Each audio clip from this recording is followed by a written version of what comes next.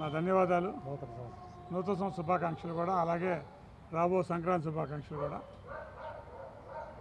ఈరోజు రాజమండ్రి నేను వాస్తవానికి కాకినాడలో నా మిత్రుడు లాలా పబ్లిక్ స్కూల్ గుంటూరులో మేము కలిసి చదువుకున్నాం.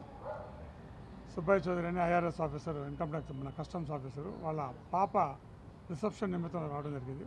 నేను ఎప్పుడు రాజమండ్రి వచ్చినా తప్పకుండా హర్ష్ కుమార్ గారిని అలాగే అరుణ్ కుమార్ గారిని ఇద్దరు కూడా, ఎందుకంటే కలవటం ఒక అది 4-5 ఏళ్ళకి అయిందాం కూడా వచ్చి ఇక్కడికి.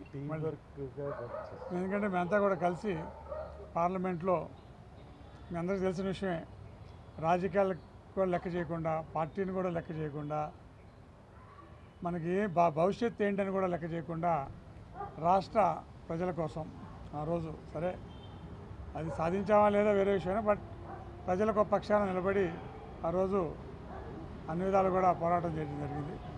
అందుకని ముఖ్యంగా నాకు ఎందుకంటే హర్ష్ కుమార్ గారు అన్నా అరుణ్ కుమార్ అన్నా వారు ఇప్పుడు మాలా ఉండాలంటే కొత్తగా రాజకీయాల్లోకి వచ్చాం, వాళ్ళు కింద స్థాయి నుంచి రాజకీయాల్లో ఉన్నవారు. అటువంటి వాళ్ళు కూడా వాళ్ళ భవిష్యత్తు కూడా లెక్క చేయకుండా ప్రజల కోసం, ప్రజల అవసరం కోసం, అలాగే రాష్ట్ర ఉన్నతి కోసం వాళ్ళ రాజకీయ జీవితాన్ని కూడా త్యాగం చేశారు.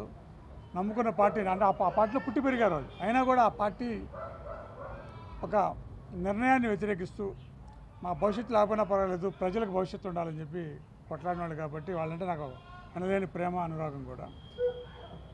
అందుకని పర్సనల్గా వచ్చాను. అంతకుమించి రాజకీయాలతో ఎటువంటి సంబంధం లేదు.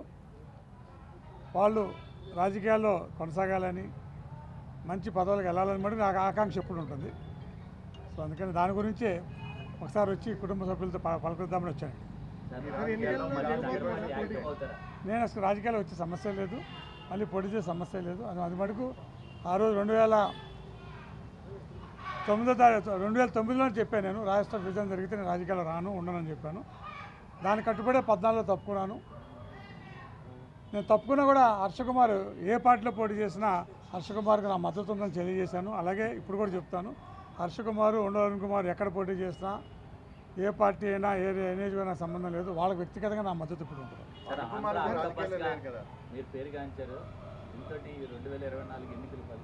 నేను అసలు ఎక్కడ నేను రాజకీయాలు దూరంగా ఉన్నాను, ఏ అంచనాలు కూడా వేయట్లేదు. నేను వెళ్ళినంత వరకు ఎక్కువగా ఢిల్లీలో, అలాగే ఉత్తర రాష్ట్రాల్లో ఎక్కువగా వ్యాపార లావాదేవీలు అక్కడే ఉంటున్నాను ఎక్కువగా. సో నేను రాజకీయాల మీద మనసు పెట్టట్లేదు. ఎవరు వస్తారు, ఎవరు ఓడిపోతారని కూడా ఆలోచించట్లేదు. అదంతా వీళ్ళకే వదిలేస్తాను, వీళ్ళు ఆలోచించుకోవాలి.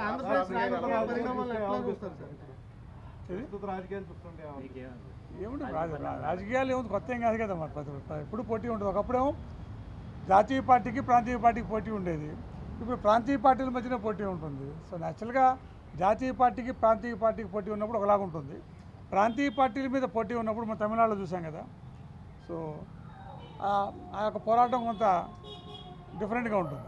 కాంగ్రెస్ పార్టీకి షర్మిల రావడం అది ఎవరి వ్యక్తిగత విషయం అది. సో ఎవరు ఏ పార్టీలోకి వెళ్ళినా నాకేం సంబంధం లేదు, వాళ్ళ ఇష్టం అది. సో అది ప్రజలు నిర్ణయించాలి. ఎందుకంటే నేను రాష్ట్రానికి ఎప్పుడో ఒక సంవత్సరం అయింది నేను ఈ రాష్ట్రానికి వచ్చి. మొన్న విజయవాడ వెళ్ళాను, ఇవాళ రాజమండ్రి వచ్చాను. సో అందుకని పనితీరు ఎలా ఉంది, నాయకులు ఎలా ఉన్నారు, స్థానికంగా ఎలా ఉంది అని కూడా ప్రజలు నిర్ణయిస్తారు. అట్లా ఇంకా 2 నెలలు నిర్ణయిస్తారు కదా. ఇప్పుడు చిన్నపోయే భోజనం రుచి ఇప్పుడు చెప్తే ఎందుకు తిన్నాక తెలుస్తుంది. అట్లా ఖచ్చితంగా కాంగ్రెస్ పార్టీ విజయం సాధించడం ఒక ఎందుకంటే నాకు రాజకీయంగా భవిష్యత్తు ఇచ్చింది, పుట్టుకనిచ్చింది కాంగ్రెస్ పార్టీ. అటువంటి కాంగ్రెస్ పార్టీని ఒక సిద్ధాంతానికి, ఒక లేకపోతే ఏదో ప్రజల మనోభావాలకు అనుగుణంగా వ్యతిరేకించాం, పోరాడాం.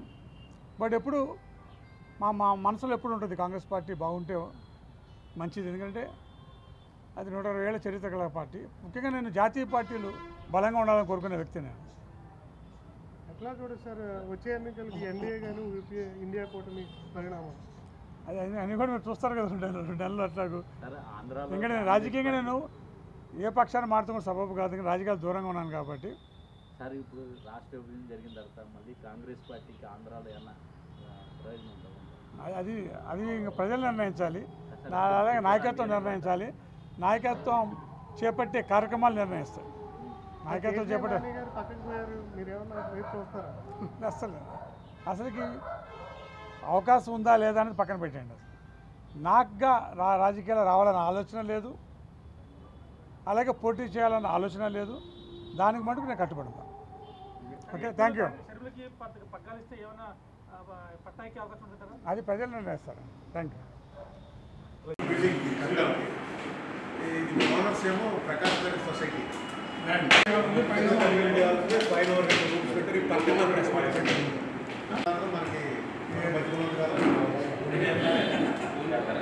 అంతా వాళ్ళే చేశారు.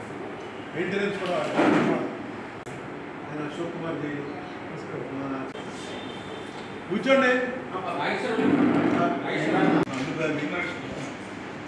మధు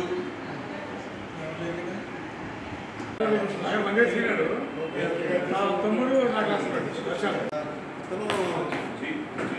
కస్టమ్స్లో చేసేవాడు కదా. ఆలోచన ఎక్కువ.